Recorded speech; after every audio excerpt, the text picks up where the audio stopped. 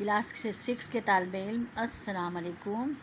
آپ کا سبجیکٹ ہے معاشرت علوم اور آپ کا چیپٹر آپ کے بک کا باب نمبر 3 ہے، لیکن آپ کا باب نمبر 2 یعنی کہ چیپٹر نمبر 2 معاشرہ، جس کے بارے میں آپ پڑھ چکے ہیں اور آپ کو لیکچر بھی پہنچ چکا ہے، یعنی آپ کی سمجھ میں یقیناً آ گیا ہو کہ معاشرہ کسے کہتے ہیں۔ تو تھوڑا سا تعارف میں کروا دوں، اس کے بعد ہم ورک کی طرف آئیں گے۔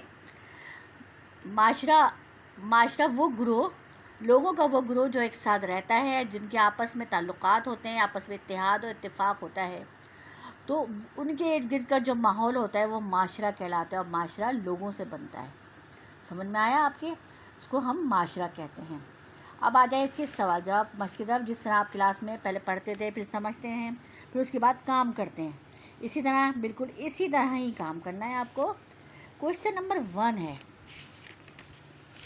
آپ کا، کوشچن نمبر 1 ہے معاشرہ اور ثقافت کا مفہوم بیان کیجیے۔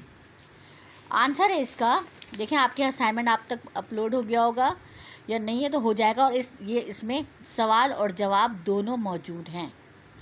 سوال نمبر 1 ہے معاشرہ اور ثقافت کا مفہوم بیان کیجیے۔ جواب ہے اس کا معاشرہ، یعنی کہ پہلے معاشرے کا مفہوم بتائیں گے ہم آپ کو۔ معاشرہ افراد کا ایسا گروہ جو ایک ساتھ رہتا ہو اور جس میں ایک ساتھ ہونے کا احساس اور باہمی تعلق ہو، اسے معاشرہ کہتے ہیں۔ اب ثقافت کا مفہوم، تو ثقافت کی ہیڈنگ ڈالیے گا، جیسے اس طرح ڈلی ہوئی ہے، اس میں ایسی ہیڈنگ ڈالیے گا، اس کے بعد لکھیے گا، اس کے بعد اس کا مفہوم لکھیے گا۔ لوگوں کے گروہ کی طرز زندگی کو ثقافت کہتے ہیں۔ عام ثقافت میں زبان، مذہب، کھانے پینے کی عادتیں، لباس، موسیقی، آرٹ اور لوک کہانیاں شامل ہیں۔ یہ رہتے لکھا ہوا ہے، اسے کاٹ دیجیے گا، یہ مت لکھیے گا، مس پرنٹ ہو گیا، سوری۔ یہ ثقافت کے عناصر ایک نسل سے دوسری نسل میں منتقل ہوتے ہیں۔ یہ ہو گیا پہلے کا آنسر، یعنی کہ پہلے معاشرے کا مفہوم، معاشرے کی ہیڈنگ ڈالی، اس کے بعد ثقافت کی ہیڈنگ ڈالی تو ثقافت کا مفہوم۔ اب کوشچن نمبر 2 ہے شکاری ٹولیوں اور زراعتی معاشرے کے مابین فرق واضح کریں۔ یعنی شکاری ٹولیاں کسے کہتے ہیں اور زراعتی معاشرہ کسے کہتے ہیں۔ پہلے شکاری ٹولیاں کی ہیڈنگ ڈالیے گا اور اس کے بارے میں لکھیے گا۔ شکاری ٹولیاں شکار کرنے کے لیے غول کی شکل میں رہتے ہیں، غول گروہ کی شکل میں، گروہ کی ٹولیوں کی شکل میں رہتے ہیں۔ نمبر 2 خانہ بدوش زندگی گزارتے ہیں، یعنی ان کو کوئی مخصوص جگہ نہیں ہوتی، خانہ بدوشوں کے لیے ایک جگہ سے دوسری جگہ بدلتے رہتے ہیں۔ نمبر 3 روزانہ کی بنیاد پر جنگلی پودوں سے خوراک حاصل کرتے تھے۔ شکاری ٹولیوں سے معاشرے کی ابتدا ہوئی۔ معاشرے کا یہ آغاز تقریباً 1,20,000 سال بیشتر ہوا۔ اب اس کے بعد ہے زراعتی معاشرہ، کہ اس میں اور اس میں کیا فرق ہے۔ زراعتی معاشرے کی ہیڈنگ ڈالیے گا اور پھر لکھیے گا۔ نمبر 1 زراعتی معاشرے نے ابتدائے زراعت کے ذریعے معاشرے میں انقلاب لا کر کی۔ اس انقلاب سے معاشرہ کافی مہذب ہوا۔ نمبر 3 زراعتی معاشرے نے فصلوں، گندم، چاول اور کپاس فصلوں کی پیداوار لکھ لیں، ڈسپلینڈ ہو گیا، سوری، پیداوار کر کے غذائی ضرورتوں کو پورا کیا۔ انہوں نے مویشی پالی جن سے دودھ اور گوشت کا حصول ہوا۔ کاشتکاری اور مویشی پالنے سے معاشرے میں سرمایہ کی ابتدا کا ذریعہ بنے۔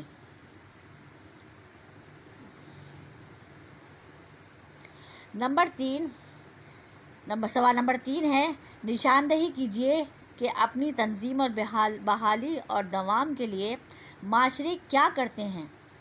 اس کا جواب ہے معاشرہ منظم ہونے کے لیے مل جل کر آپس میں اتحاد اور اتفاق سے رہتے ہیں، ایک دوسرے سے باہمی تعامل اور تعاون کرتے ہیں۔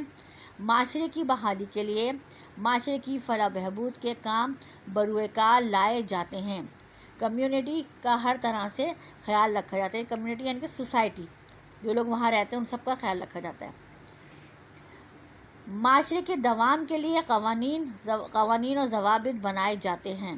عقائد و رواج اور اقدار معاشرت کا خیال رکھا جاتا ہے۔ اب سوال نمبر 4 ہے معاشرے کیوں تبدیل ہوتے ہیں یا ویسے ہی کیوں رہتے ہیں، ہر ایک کے بارے میں 3 اسباب لکھیں۔